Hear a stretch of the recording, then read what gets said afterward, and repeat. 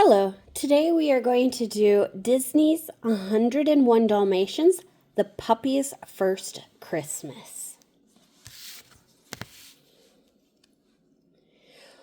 When Roger brings a Christmas tree home, the puppies are very excited.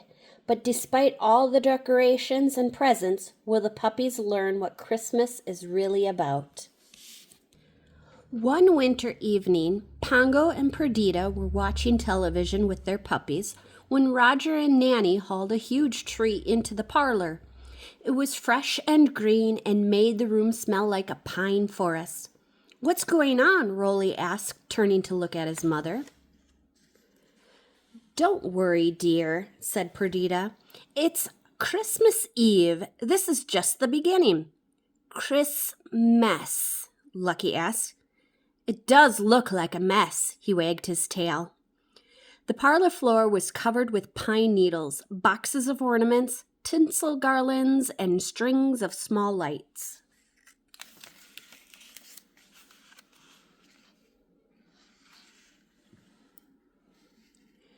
Anita was waiting in the parlor to help Roger and Nanny.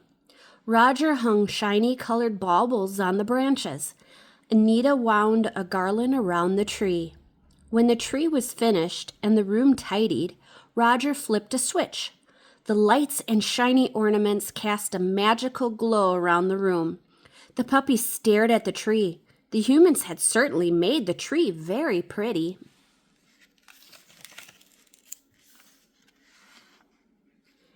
That night, Pongo and Perdita told the puppies all about Christmas. "It's a time when people show their families and friends how much they care for them," Pongo said. He explained how humans sent cards, baked cookies and fruitcakes, and sang festive carols. "It may sound strange, but you'll grow to love the festive season," Perdita said. "Especially the beef bones left over from preparing dinner," Pongo added. "Bones?" Patch said, perking up. Perdita continued. "On Christmas Eve, after everyone's in bed, people sneak presents under the tree." "Presents?" all the puppies said at once. "Why do people put presents under the tree?" Pepper asked.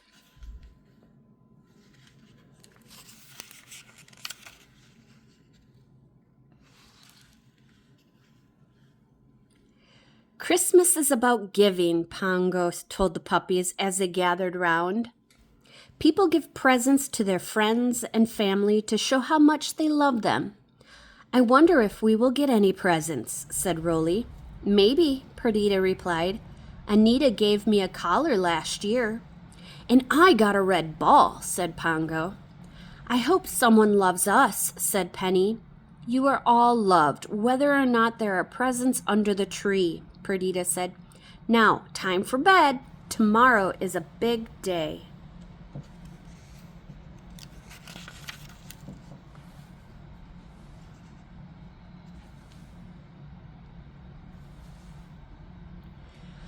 On Christmas morning, the puppies woke at dawn. They crept into the parlor. Sure enough, there were piles of brightly wrapped packages under the tree. "We are loved," Freckles cried.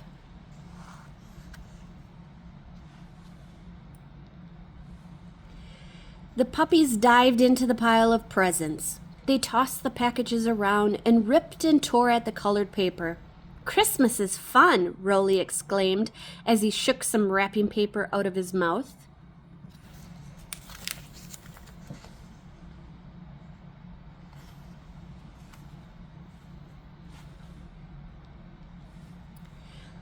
Lucky pulled open a box. "Perfume," he said, wrinkling his nose. Penny dragged a spotted necktie out of some tissue paper. "What do I need with more spots?" Freckles held up a lace handkerchief. "What is this for?" he asked. Just then they heard voices in the hallway. The puppies looked at each other in alarm. "Let's get out of here," Rolly said. The puppies scampered around the room, hiding behind the sofa, under the chairs, and in the folds of the curtains.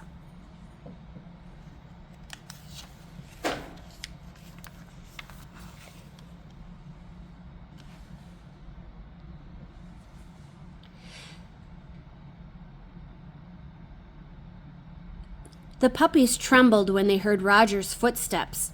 He stopped in the doorway. "What on earth?" he said. Anita walked up beside him. "Oh, dear," she cried. "Perdita! Pongo!" Roger called out. "Where are you?" The puppies heard the click of their parents' claws on the wooden floor as they scurried towards the parlor. When they came into the room, Pongo went, "Woof!" and Perdita repeated, "Woof!"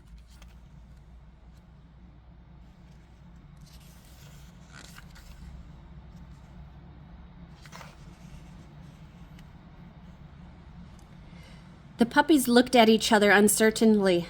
Then Anita started to laugh. Roger said with a chuckle, "Looks like we had some help opening our gifts." "Wasn't that kind of the puppies?" Nanny said as she walked into the room and saw the mess of paper and ribbon. "I wonder where they've got to," Roger said with a twinkle in his eye. "Here, pups." "There are still so many boxes to unwrap," Anita said, shaking her head. "I do wish they'd come and help." The puppies looked around at each other in their hiding places. Then, one by one, they crept out from under the chairs and behind the sofa.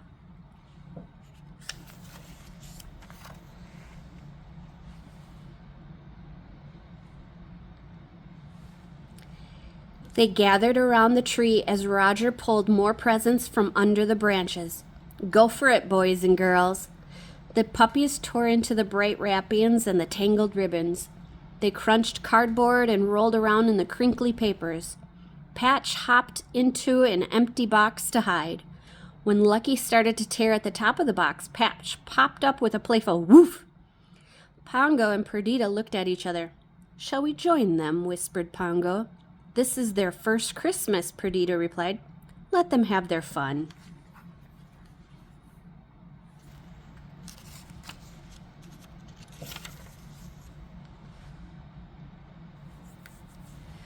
When the puppies grew tired of rolling around in the wrapping paper, Anita brought out a large basket. "Sorry, we didn't have time to wrap these," she said. "But then," she smiled, "maybe you've done enough work for today." She handed each puppy a squeaky toy. From the bottom of the basket, she pulled out 2 Christmas jumpers for Pongo and Perdita. "Anita knitted them herself," said Roger with pride. That evening, after Christmas dinner was over, the puppies were still full of energy. They weren't ready to go to bed. "We like Christmas," said Pepper. "We like our toys," said Rolly. "We like tissue paper," said Patch.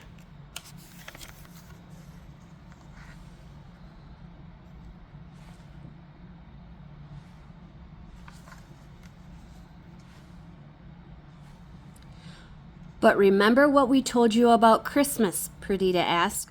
She nudged her children towards their basket. "It's a time for giving." "It's also about forgiving," Pongo said gently. "You were lucky that Roger and Anita weren't upset that you unwrapped their presents." The puppies' heads drooped a little. "We're lucky we had 2 wonderful humans," Perdita said softly. "That is the best present we could ask for." The puppies raised their eyes to their mother hopefully.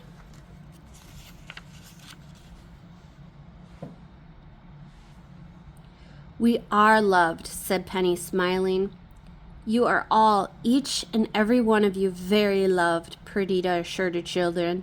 "And that's what Christmas is really all about," said Pongo, as the puppies drifted off to sleep. The end. Thank you for listening. I will talk to you next time. Bye. Like and subscribe.